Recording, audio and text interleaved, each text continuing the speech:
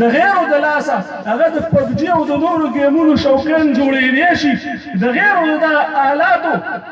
په ذریعه باندې هغه د داسې کارونو شوقین جوړېدی شي چې هغه زموږ دپاره نهایت مضر دي او د هغې نقصانات موږ په خپلو سترګو باندې وینو نو که د غیرو د محنت په ذریعه باندې د غیرو د کوشش په وجه باندې چې د دنیا او د آخرت د دواړو پکې تاواني خو هغوی پې کوشش کوي او زما او ستا نوجوان او زموږ او ستاسو موجوده نسل په دغه زهرینه او په دغه نقصاني لارو باندې روانېدی شي نو که باشعوره مسلمانان په دین باندې مین مسلمانان غیرتي مسلمانان د حیا او د پردې عاشقان مسلمانان هغه د دې خبرې کوشش وکړي چې زمونږ نسل مسلمان بچی د امت مسلمه بچی دي په غلطه لار لاړ نشي د غیرو په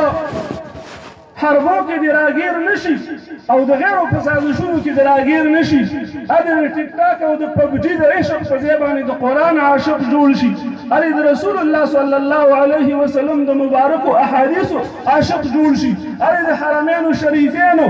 سپاهي جوړ شي اگر د صلاح الدین ایوبي په لاره باندې روان شي او د هغه شوق دی ټیک ټاک جوړول نه وي د هغه شوق دی ونسې ریښته جوړول نه وي د هغه شوق دی پتلونونه او ټایانې اچول نه وي بلکې د هغه شوق دی د محمد رسول الله صلی الله علیه وسلم په یو سنت په یو ادا باندې جان او مال ورکولي نو دا خبره ناممکنه نه ده دا خبره ډیره زیاته اسانه ده او دا خبره ډیره زیاته ضروري ده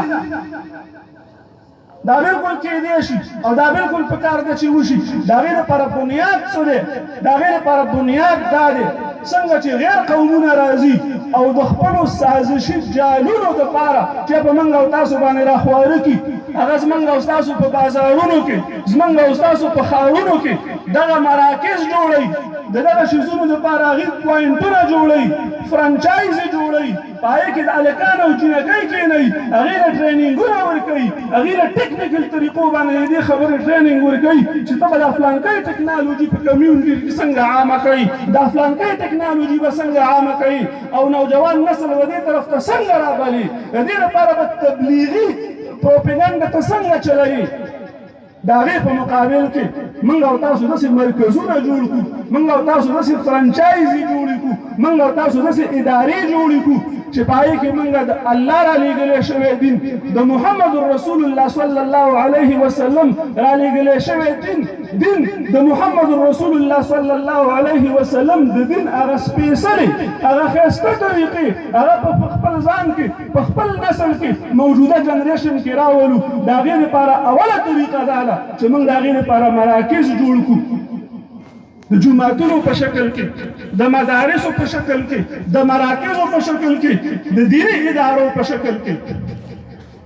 چې دا مراکز موږ جوړ کړو لکه څنګه چې الحمدلله دا د ادارة الفرقان په نوم باندې زموږ خوب معزز او مستعد ملګري حضرت مولانا مفتی عبدالعزیز صاحب دامت برکاتهم العالیه او د هغې نور ملګرو همت کړی دی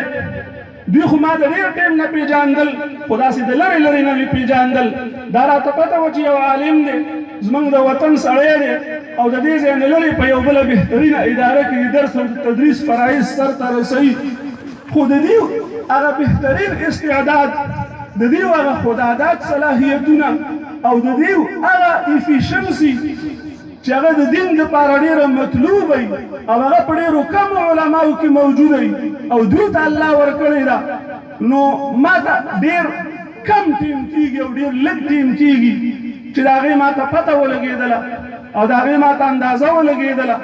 او یقینا چې داسې مستعد ملګري موجود وي نو هغې بیا په کار راوستلو دپاره او د هغې د صلاحیتونو پوره فایدې اوچتولو دپاره د هغې لپاره بیا د داسې یو بهترین ځای ضرورت وي چې هغې هلته کېنولی شي او د هغې نه هغه ځای کې کار واخیستلی شي نو کومو خلکو چې د دې خبرې همت کړی دی او د دې خبرې جرأت یې کړی دی هغه که د درونه بایګان دي که د ترونه دي که ماماګان دي که د خاندان خلک یې دی او که هر څوک دي خو چې دا سوچ یې کړی دی چې داسې یو ادارې داسې یو ځای چې په هغې کې تعلیمي سرګرمیانې سرته رسېږي او د مفتي عبدالعزیز صاحب او د هغه ملګرو په شانته کې باصلاحیته خلک دې هلته ناست دي نو قسم په الله دا یې ډېر زیات مناسب کار کړی دی او دا یې ډېر زیات د دې زمانې د حالاتو سره مطلوب کار کړی دی او د دې فایده به دا چې یو طرف ته زمونږ په نسل باندې امت مسلمه باندې د بېدینۍ وارونه شروع دي د غیرو سازشونه شروع دي زمونږ نوجوان نسل کم طرف ته روان دی قسم په الله موږ سوچ نشو کولی په موجوده زمانه کې چې کوم څه کېږي زمونږ او ستاسو کوم بچي کوم څه کوي او کوم څه وایي د نن نه 10 کاله مخکې د دې تصور نشو کېدلی من له جومات ته خلک راشي نوجوانان هلکان راشي داسې خبرې راته کوي موږ سوچ کوو چې یا الله رب العالمین دا ذهن دې طرف ته څنګه جوړ شو داسې مشورې رانه اخلي چې حیران به شي چې د دې د کومې خبرې دپاره مشوره اخلي دا خبره به د نن نه 15 کاله مخکې د یو مسلمان په خوله باندې نشوه راتلی نن د ذهن د دې دپاره فټ شوی دی زه مناسب نه ګڼم چې د هغې مثالونه پیش کړم چې څنګه خبره ده او په کومې تیزۍ سره چې دا ټکنالوژي په موږ باندې روانه ده په کومې طریقې سره چې 5th جنریشن وارفیر په موږ او تاسو باندې روان دی او د ټچ موبایل او د ټیبلیټو او د انټرنیټو په ذریعه باندې چې زموږ او ستاسو په نسل باندې کوم کوشش روان دی که چېرته دغه کوشش جاري او دغه د بېدینۍ او د فحاشۍ سیلاب جاري او د دې مخې ته د مدارسو په شکل کې د تعلیمي ادارو په شکل کې د علماء کرامو د کارکردګۍ په شکل کې دې ته بند وانچولی شو نو قسم په الله 10 کاله بعد به زمونږ د بچي زمونږ د مسلمان نسل زمونږ د نیو جنریشن به څه حال وي د هغې به څه تاکس وي د هغې به څه آیډیاز وي نو د هغې تصور محال دی موږ او تاسو نشو کولی نو چې بیا موږ او تاسو لږه موده بعد لاسونه مروړو چې زمونږ خپل بچی زمونږ نه وي زمونږ خپله معاشره زمونږ په لاس کې نه وي زما هغه افکار په معاشره کې ناپید وي د غیرو افکار دومره جړلې ونیسي چې هغې ته بیا به موږ صرف جړلی شي د هغې څه علاج به موږ سره نه وي نو د باشعوره خلکو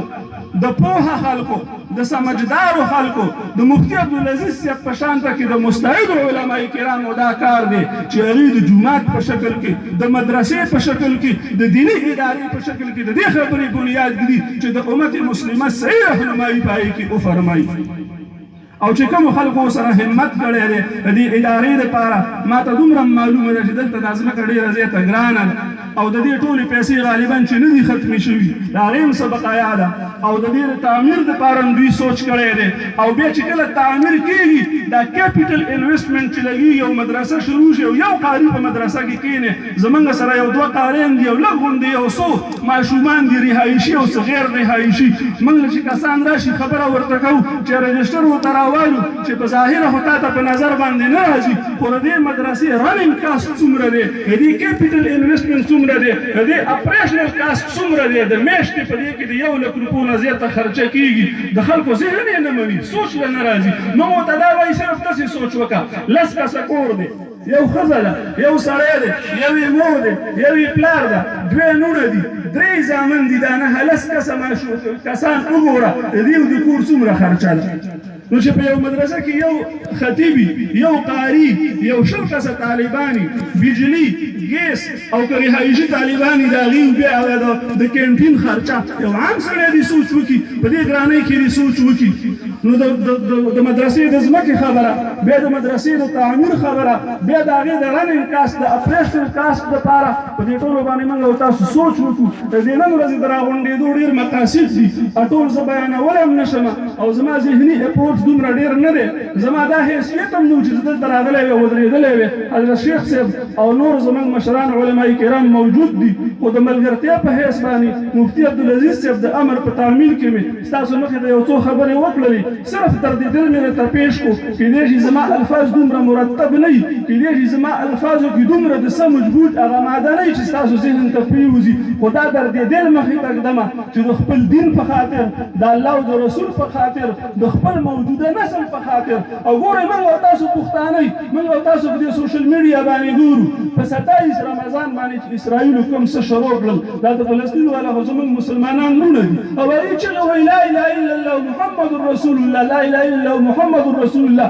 او منډې کوم طرف ته وایي د بیت المقدس نه په شا باندې داسې منډې وایي کلمه وایي او په شا منډې وایي او دغه درندګان دغه زناور دغه انسان نما زناور دا د څپلو سره دا د اسلحې سره په بیت المقدس باندې راخېږي مسجد اقصی باندې راخېږي مسجد اقصی خو زمونږ دی حرمین شریفینو کې دا تیره روژه څنګه تیره شوه او په کومه طریقه باندې هلته اعتکافونه او ختمونه کېدل دا 2 کاله هلته څه حال دی دغه یو عالمي سازش دی که دغه موضوع راوسپړو خبره به رانه ډېره لرې لاړه شي خو د مسلمان په حیث باندې یو طرف ته او د پښتون په حیث باندې بل طرف ته او د یو باشعوره انسان په حیث باندې دا چې موږ او تاسو ته کوم چیلنجونه پراته دي نو قسم په الله چې موږ کمې پیسې ګټو او کوم کاروبارونه موږ کوو که دا ټول موږ په روټۍ باندې خرج کوو او دا ټول موږ په جامو باندې خرج کوو او دا ټول موږ په دنیاوي کارونو باندې خرج کوو او د الله د دین دپاره د الله د نبي د دین دپاره د قرآن عظیم الشان دپاره